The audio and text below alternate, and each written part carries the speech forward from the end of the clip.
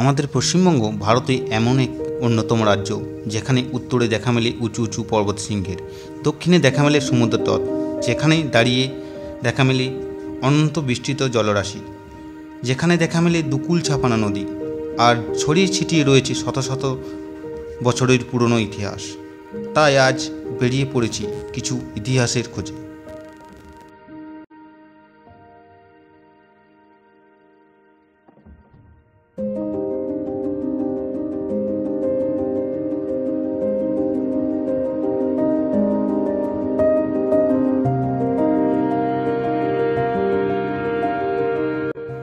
নমস্কার বন্ধুরা, আমি প্রহ্লাদ।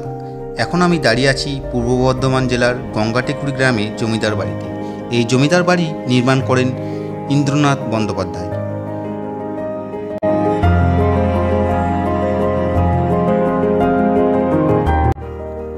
একদম ঝকঝকে তকতকে এই জমিদার বাড়ি।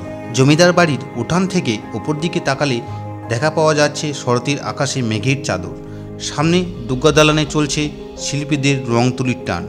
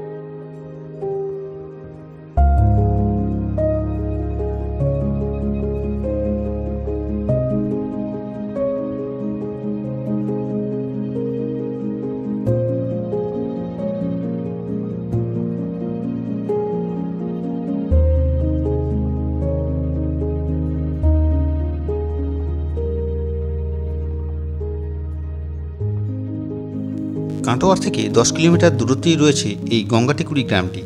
তাই যারা কলকাতা থেকে আসতে চাইছেন তারা একদিনেই ঘুরে ফিরে যেতে পারেন।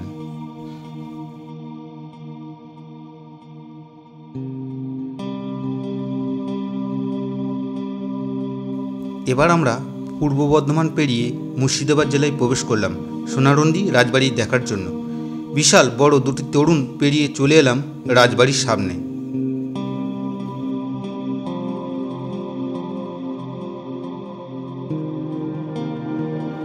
54 বিঘে জমির ওপর তৈরি হয় এই সুবিশাল রাজবাড়ি। এই রাজবাড়ি তৈরি করেন নিত্যানন্দ দেব বাহাদুর। তিনি ছিলেন উর্দু, পার্সি ও আরবি ভাষায় পারদর্শী। স্বর্ণ ব্যবসায়ীরা এখানকার নাম দেন স্বর্ণদন্ডী। তা থেকে লোকমুখে পরিবর্তিত হয়ে যায় সোনারন্দিতে।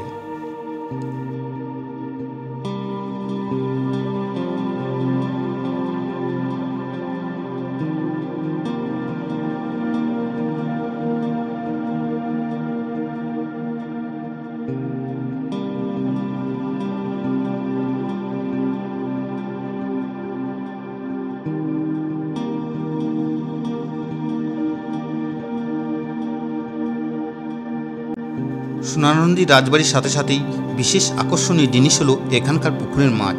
লোকে মুখে শোনা যায় এই মাছ কেউ ছাড়েনি, আবার কেউ ধরেও না। রাজাদের সময়কালে এই মাছের নাকে সোনার নাকের পরানো থাকতো। কোনো এক সময় একজন এই পুকুরের মাছ ধরে নিয়ে গিয়েছিল। বাড়ি পৌঁছে তার মুখ দিয়ে রক্ত উঠে মারা যায়। তাই এই পুকুরের মাছ কেউ ধরে না। মাছগুলি এখন সারা বছর এখানে বেড়াতে আসা পর্যটকদের দেওয়া বিস্কুট ও বিভিন্ন জিনিস খেয়ে বেঁচে থাকে।